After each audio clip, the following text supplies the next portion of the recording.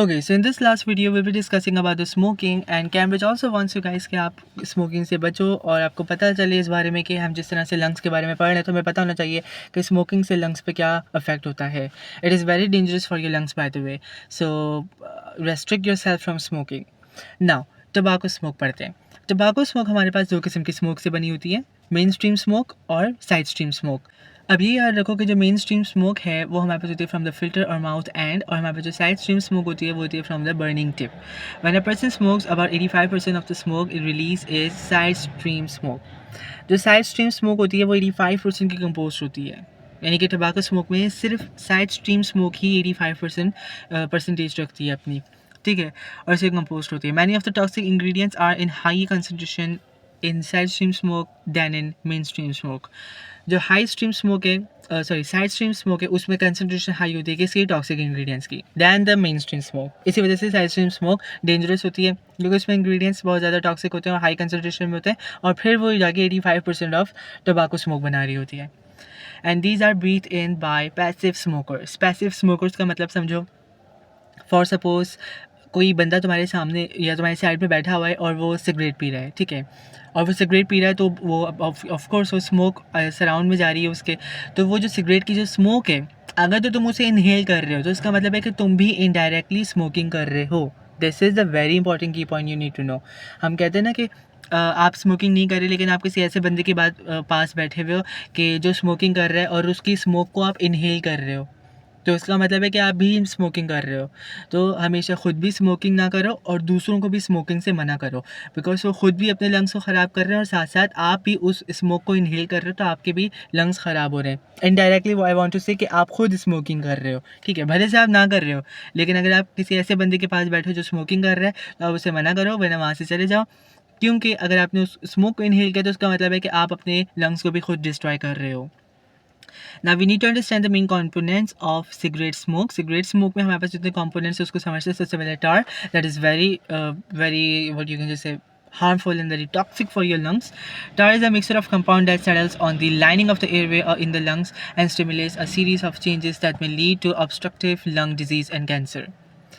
हमारे पास जो टार होता है basically it's a mixture of components, और ये आपकी लाइनिंग जो एयरवेज की जो लाइनिंग्स होती हैं उसके लिए बहुत ज़्यादा नुकसानदेह है, बहुत ज़्यादा ख़तरनाक है. ये आपके बेसिकली लंग्स में जो है वो चेंजेस लेकर आ जाता है. लाइक हमने जितने भी स्ट्रक्चर्स पढ़े थे उनमें चेंजेस लेके आते हैं, स्ट्रक्चर को डिस्ट्रॉय भी कर देता है एक्चुअल बेस्टर, और उसी के साथ साथ basically it leads to the lungs disease, usually cancer के ज़्यादा चांसेस होते हैं. अब एक कॉन्सेप्ट यहाँ पे समझो कि कुछ लोग कहते हैं कि यार वो ना 10 साल से स्मोकिंग कर रहा है पर उसे अभी तक कैंसर नहीं हुआ. तो जो लोग ऐसे कहते हैं कि भाई उसे काफ़ी टाइम हो गया उसको तो अभी कैंसर ही नहीं हो, तो आपको नहीं पता कि कौन से बंदे को कब कैंसर हो जाए, ठीक है. Cancer is not a good thing bye the way. Cancer एक ऐसी चीज़ है जो कि हमें पता है कि ये उस स्टेज में मेटास्टेसिस में हमें पता चलता है, ठीक है. यानी कैंसर हमें उस स्टेज में पता चलता है कि इस बंदे को कैंसर है जब हम कुछ भी नहीं कर सकते, बिकॉज कैंसर अपने पार्टिकल्स को ट्यूमर को ऑलरेडी फैला चुके होते हैं, उनके पार्टिकल्स इतने ज़्यादा फैल चुके होते हैं कि अब वो बंदा ज़्यादा टाइम ज़िंदा नहीं रह सकता.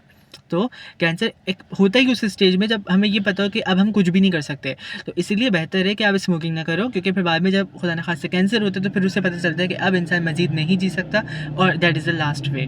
कुछ लोगों को कैंसर जल्दी हो जाता है स्मोकिंग करते करते, ठीक है, और कुछ लोगों को कैंसर बहुत टाइम बाद होता है, कुछ को नॉर्मल एज में हो जाता है. मतलब और व्हाट आई मीन टू से बेसिकली क्योंकि हर बॉडी के डिफरेंट फंक्शंस होते हैं, वो बेसिकली डिफरेंट तरीके से फंक्शन कर रही होती है, ठीक है. व्हाट आई मीन होता है कि एक बंदे की बॉडी दूसरे बंदे की बॉडी से इक्वल नहीं होती है, ज़मीन आसमान का फ़र्क होता है अंदर, वही जाहिर सी बात है. मेटाबॉलिज्म वगैरह किसका कैसा काम कर रहा है डिफरेंट होता है बिल्कुल. तो उस सेंस में हमारे पास ये बनता है कि किसी को कैंसर जल्दी हो जाता है, किसी को कैंसर लेट होता है. तो बहरहाल स्मोकिंग से हमें अपने आप को प्रिवेंट करना चाहिए. Tar contains carcinogens, cancer-causing components, which can cause mutations in the genes that control cell division. हमें पता है कि हमारे पास जो कार्सिनोजेनिक सेल्स होते हैं या कार्सिनोजेन्स होते हैं, these are the cancer-causing cells, ठीक है, या cancer-causing compounds. कोई भी चीज़ अगर कार्सिनोजेनिक है तो इसका मतलब है कि वो कैंसर कॉज करती है, और ये क्या करते हैं, म्यूटेशन कॉज करते हैं in the genes that control cell division. हमारी बॉडी में हमें पता है डीएनए के अंदर ऐसे जीन्स होते हैं जो कि सेल डिवीजन करते हैं, यानी कि सेल को मज़ीद डिवाइड करते हैं, तो वहाँ पर ये म्यूटेशन कॉज कर देता है। म्यूटेशन का क्या मतलब है कि जीन हम cells nucleic acid and protein synthesis में हमने पढ़ा कि जो हमारे पास म्यूटेशन होती है वो इस तरह से होती है कि हमारे पास जितने भी जो जीन्स होते हैं वो अपने कोड्स को चेंज कर लेते हैं, उनके कोड्स चेंज हो जाते हैं या गलत कोड्स आके लग जाते हैं, बेसिकली म्यूटेट कर जाते हैं, एबनॉर्मल कोड्स लग जाते हैं। उसकी वजह से एबनॉर्मेलिटी की वजह से हमारे पास जो है वो सेल मज़ीद डिवाइड होने लगता है, फिर रुकता ही नहीं है। ठीक है, जब सेल डिवाइड होना रुकेगा ही नहीं तो फिर कैंसर के सेल्स, अब सोचो कि कैंसर्स के सेल डिवाइड हो रहे हैं, कितने डिवाइड होते रहेंगे, रुकेंगे ही नहीं, तो इससे कैंसर इतना फैल जाता है, फिर मेटास्टेसिस वाली एज में पता चलता है कि हमें मतलब इंसान को कैंसर हो गया। ठीक है, कार्बन मोनोऑक्साइड, अभी अभी हम ट्रांसपोर्ट एंड मैमल्स पढ़कर आए, उससे हमने पढ़ा है कि कार्बन मोनोऑक्साइड बॉडी के लिए कितना खतरनाक है। Binds with haemoglobin resulting in the formation of carboxy haemoglobin decreasing the oxygen carrying capacity of red blood cells. ये कार्बोक्सी हीमोग्लोबिन बन जाते हैं जब ये कार्बन मोनोऑक्साइड हीमोग्लोबिन के साथ मिल जाता है, क्योंकि इसी कंसनट्रेशन को तुम बढ़ा रहे हो ना, तो फिर हमारे पास जितनी भी जो ब्लड वेसल्स होती हैं तो उसमें हमारे पास जितने भी जो हीमोग्लोबिन है उसमें कार्बन मोनोऑक्साइड आके लग जाएगा। इससे क्या होगा, हमारे पास जो हीमोग्लोबिन है उसमें ना ऑक्सीजन लगेगा ना carbon dioxide, oxygen carrying capacity उसके अंदर डिक्रीज हो जाएगी। और क्या ये बॉडी के लिए बेनिफिशियल है? नो, सांस आपको फिर सही से नहीं आएगा, ऑक्सीजन हर जगह फराहम नहीं होगा, एरोबिक रेस्पिरेशन में मसला होगा, मसल्स को मूव करने में मसला होगा। ये सारी चीज़ें बेसिकली आपको सिगरेट से मिल रही हैं। अभी एक और मज़े की चीज़ आती है, that is called nicotine. That is, मैंने मज़े का बोला है but this is not really मज़े का, दिस इज़ वेरी डेंजरस। सारी चीज़ें बहुत डेंजरस है। Nicotine is very like you can just say it is addictive. ठीक है, आप निकोटीन जिस चीज़ में होता है बेसिकली हम कहते हैं कि उस चीज़ में बेसिकली एक नशा है। नशा का मतलब है कि तुम्हें उस चीज़ की एक तरीके से कहते हैं कि उस चीज़ का नशा लग गया, तुम उस चीज़ से एडिक्टेड हो गए हो, इंस्पायर्ड हो गए हो। ठीक है, इंस्पायर और एडिक्टेड में फ़र्क है। इंस्पायर का मतलब है कोई चीज़ तुम जिससे इंस्पायर्ड हो गए कम्प्लीटली, लेकिन एडिक्शन का मतलब है कि तुम उसके अलावा रह नहीं सकते।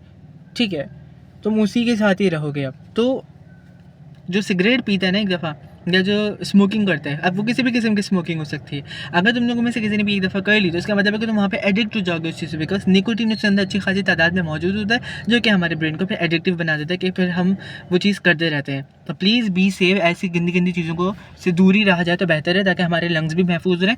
और फिर ऑफकोर्स अल्लाह ताला ने इतनी प्यारी चीज़ दी है हमें, तो फिर हम उसको क्यों डिस्ट्रॉय करें।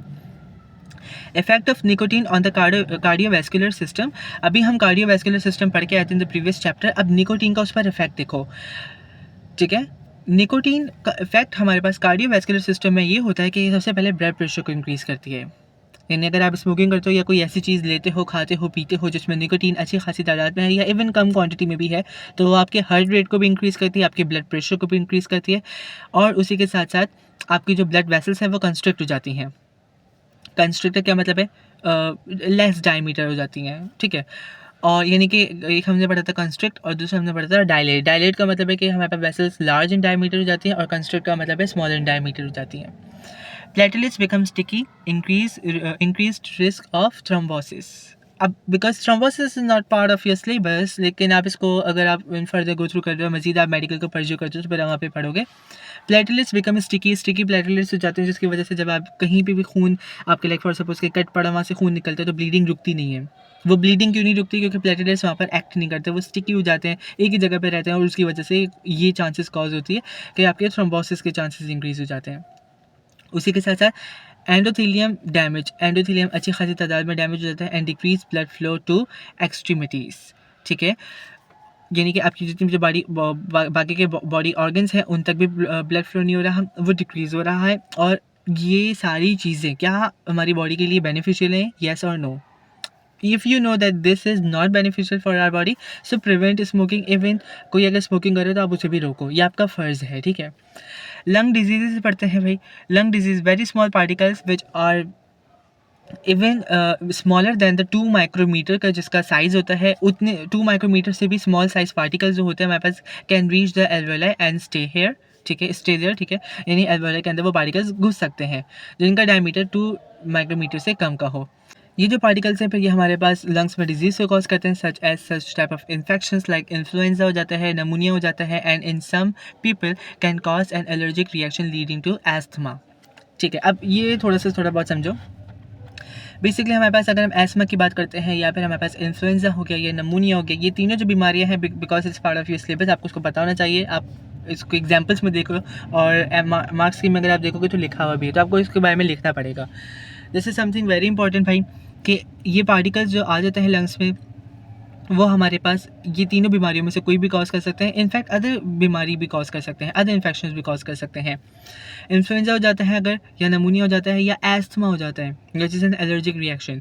तो उसकी वजह से क्या होता है, हमारे पास लंग्स सही से सांस लेने के लिए अल्लाह ताला ने लंग्स को बनाया है ताकि हम सही से सांस लें, लेकिन इन बीमारियों की वजह से हम सही से सांस नहीं ले पाते। जब सही से सांस नहीं आएगा, सांस आने का क्या मतलब है कि सही से ऑक्सीजन नहीं मिल रही। जब बॉडी को सही से ऑक्सीजन नहीं मिलेगा तो फिर एरोबिक रेस्पिरेशन में मसला होगा, मसल्स की, हमने पढ़ा है कि भाई बॉडी में ऑक्सीजन की कितनी ज़रूरत है।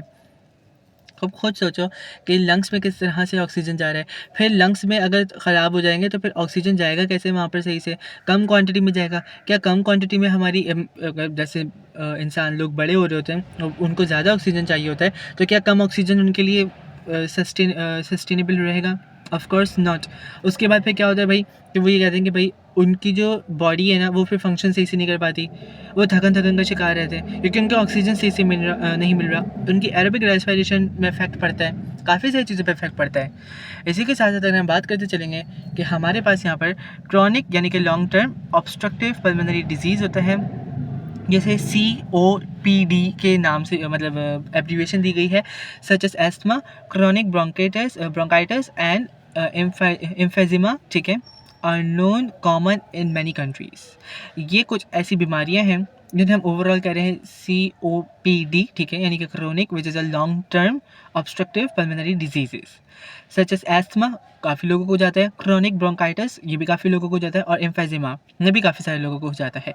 It is very common in many countries. अब ऑफ कोर्स देखो हर कंट्री में स्मोकिंग कर रहे होते हैं लोग, जब लोग स्मोकिंग से बाज नहीं आएंगे तो फिर ये बीमारियां तो होंगी। Now, the atmospheric pollution from vehicle and industrial emissions and tobacco smoke are linked with these diseases. जितने भी हमारे पास एटमॉस्फेयर में पॉल्यूशन होती हैं, ठीक है, जो कि आप अगर किसी की गाड़ी चल रही है, ठीक है, या बाईसाइकिल है या मोटरसाइकिल, मतलब कोई भी व्हीकल चल रही है, बस हो गई, ट्रेन हो गई, इनकी जो ये जो बेसिकली हमारे पास क्या कहते हैं, जो बेसिकली ये क्या करते हैं, एंड में हमारे पास जो धुआं होता है इनका, बेसिकली एयर होती है जिसको ये बाहर भेजते हैं, ठीक है, इन द एटमॉस्फेयर। ये कितनी ज़्यादा खतरनाक है, ठीक है, एयर पोल्यूशन कॉज करता है। इसी के साथ है इंडस्ट्रियल एमिशन, इंडस्ट्रियल में जो कुछ भी हो रहा है, जितनी ज़्यादा फैक्ट्रीज में प्रोडक्ट्स वगैरह बन रहे हैं, तो उनकी जो एयर पोल्यूशन है वो भी तो एमिट हो रही होती है इनटू द एटमॉस्फेयर, ठीक है, एटमॉस्फेयर को पॉल्यूट करें बेसिकली ये सब।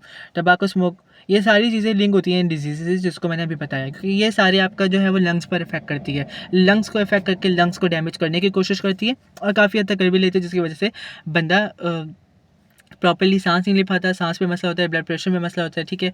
Now understand in the chronic bronchitis हमारे पास सबसे पहले टार का फंक्शन ये होता है कि stimulates goblet cells and mucus glands to enlarge and secrete more mucus.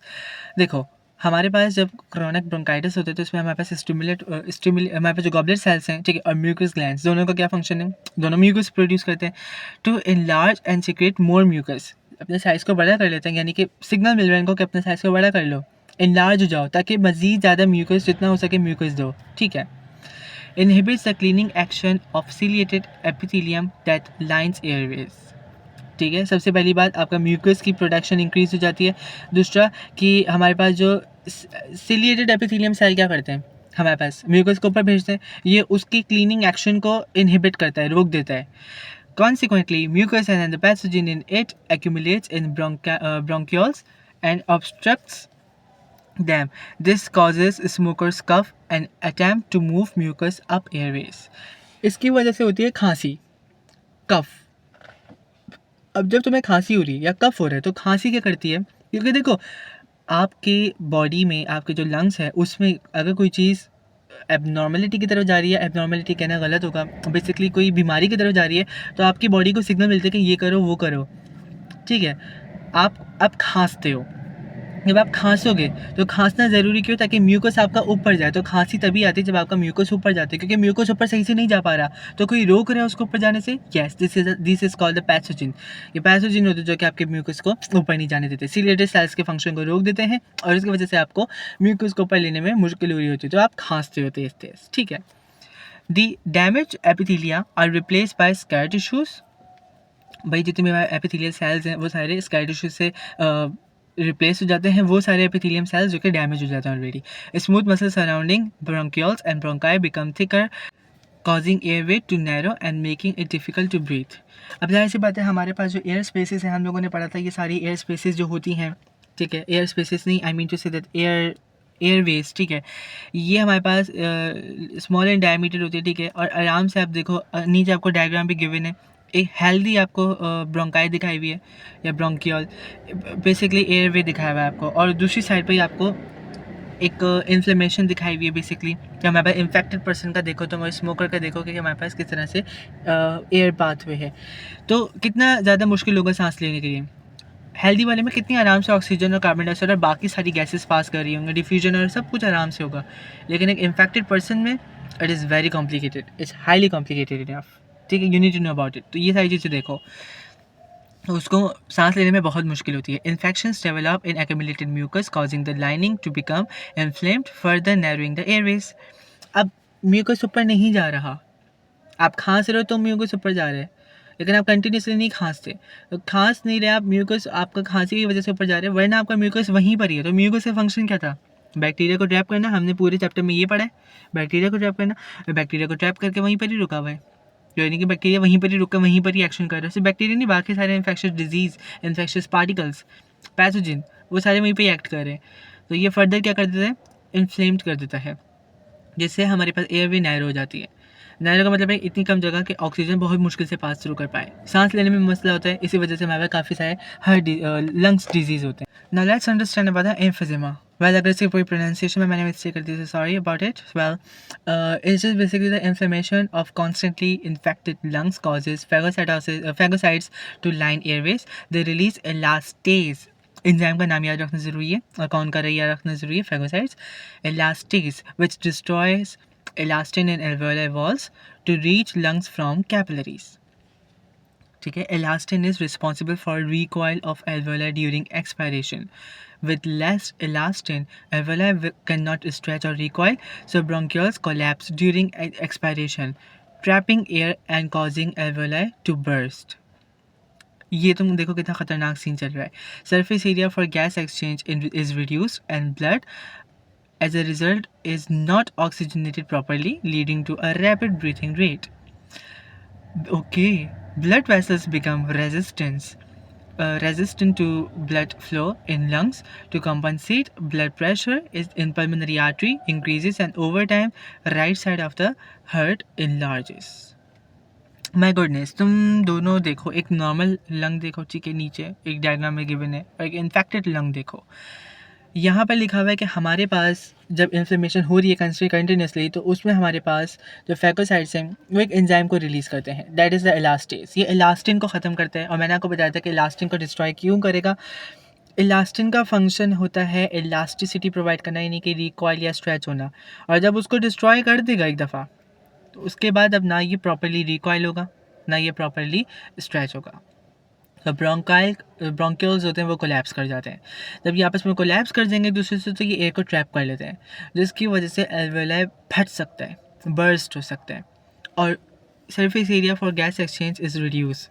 जो surface area gas exchange of course पे वो रिड्यूस हो जाता है, और जिस तरह से वो रिड्यूस होगा तो हमारे पास ऑक्सीजन ज़्यादा नहीं पहुँच पाएगा। जितना कम ऑक्सीजन पहुँचेगा तो फिर क्या हमारे पास डीऑक्सीजनेटेड ब्लड ऑक्सीजनेटेड ब्लड बन सकता है? नो, परफेक्टली नहीं बन सकता।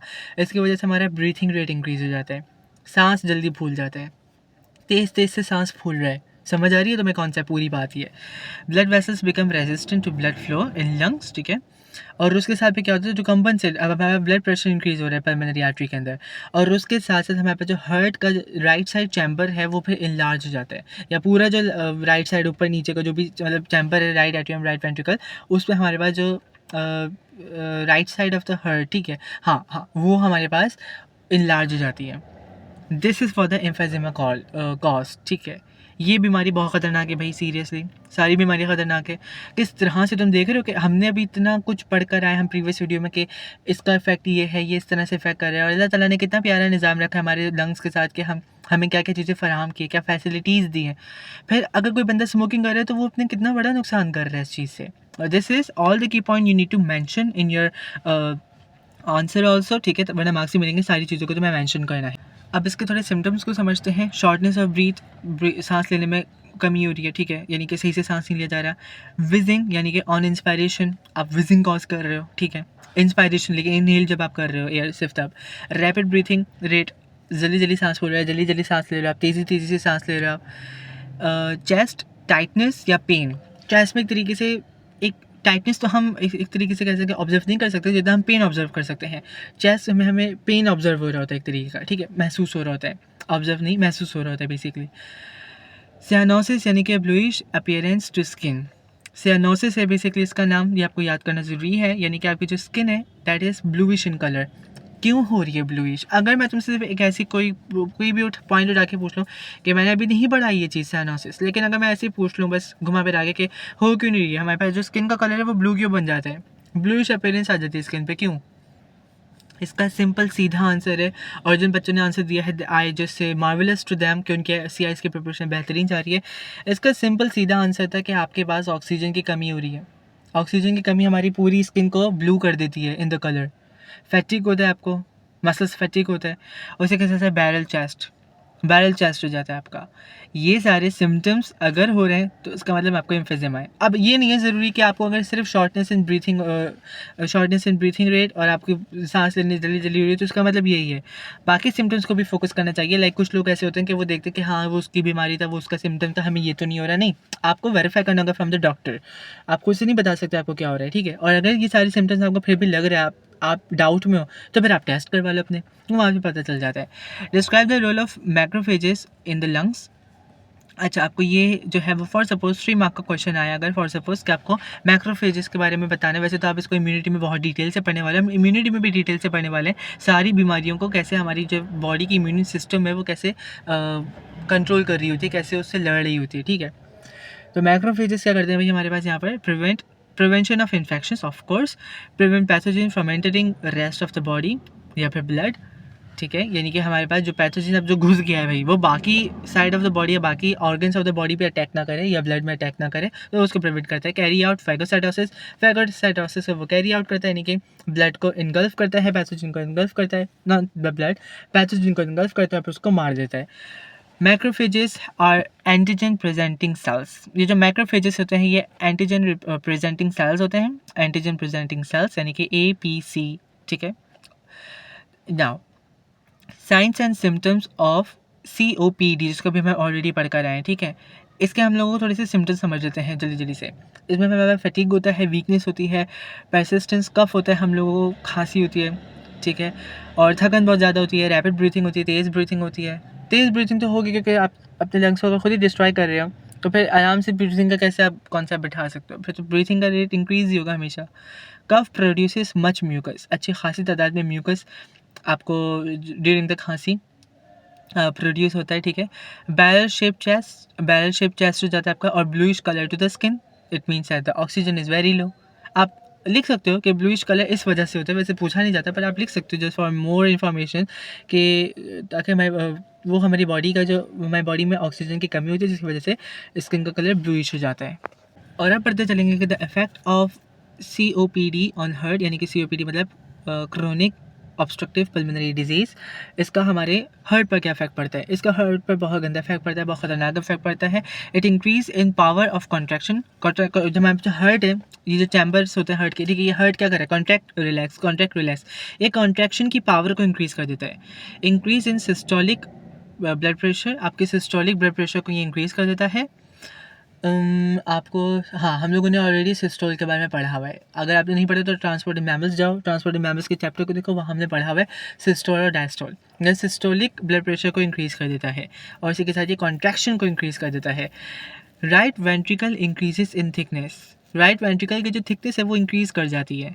Insufficient oxygen receive by cardiac muscles को अच्छी खासी तादाद में ऑक्सीजन नहीं मिल पाता, उसकी वजह से हार्ट अटैक भी हो सकते हैं और हार्ट फेलियर भी हो सकता है। यानी कि हार्ट फेलियर हो गया, यानी कि अब हार्ट अपना वो फंक्शन नहीं कर पा रहा, या हार्ट अटैक हो गया, यानी कि हार्ट अपना फंक्शन करते करते तो रुक गया, ठीक है, मतलब बहुत ख़तरनाक इफेक्ट होता है। तो इसी वजह से हम स्मोकिंग को प्रिवेंट करते हैं और इनफैक्ट हम लोगों को इंस्ट्रक्ट करते हैं कि आप भी जो है वो स्मोकिंग ना करें। लोग भी स्मोकिंग ना करें, हम भी स्मोकिंग ना करें, वरना अगर कोई स्मोकिंग कर रहा है, हम उसके बराबर में बैठे हुए हैं, तो हम भी इन्हेल करें स्मोक को, तो उसका मतलब हम पैसिव स्मोकर्स कहला रहे हैं। यानी कि इनडायरेक्टली हम भी स्मोकिंग कर रहे हैं, उससे हमारी बॉडी को नुकसान मिल रहा होता है, ठीक है? तो प्रिवेंट स्मोकिंग, ठीक है, बहुत ख़तरनाक चीज़ होती है। It is not good for your lungs. बाकी by the way this chapter has been end finally congratulations. Now अब हम अपना इन्फेक्शियस डिजीज़ पढ़ते हैं एंड देन इम्यूनिटी, एंड उसके बाद आपका ए लेवल का कोर्स खत्म। The AS course is done, we are done with it. और उसी के साथ अपने टॉपिकल्स लाजमी करना, इस चैप्टर के टॉपिकल्स लाजमी करो। P1 और P2 के ऊपर ग्रिप हाई रखो अपनी, मैं यही कहूँगा, ताकि हम लोग अच्छे से स्कोर कर पाओ। Because this chapter is not difficult, लेकिन हाँ थोड़ा बहुत पता होना चाहिए तुम लोगों को हर चीज़ के बारे में, because you are in advance level. बाकी ये है कि अगर इस चैप्टर को सब्सक्राइब नहीं किया और पूरा चैप्टर मुझसे पढ़ लिया है, तो ये नाइंसाफ़ी है। और इस नाइंसाफ़ी पे आई वांट यू गाइस कि आप जल्दी से जाकर सब्सक्राइब कर लो, बेल आइकन को भी लाजमी क्लिक कर लेना, मुझे दोबारा बोलना नहीं पड़े, ठीक है? I will see you in the next video, till that take care.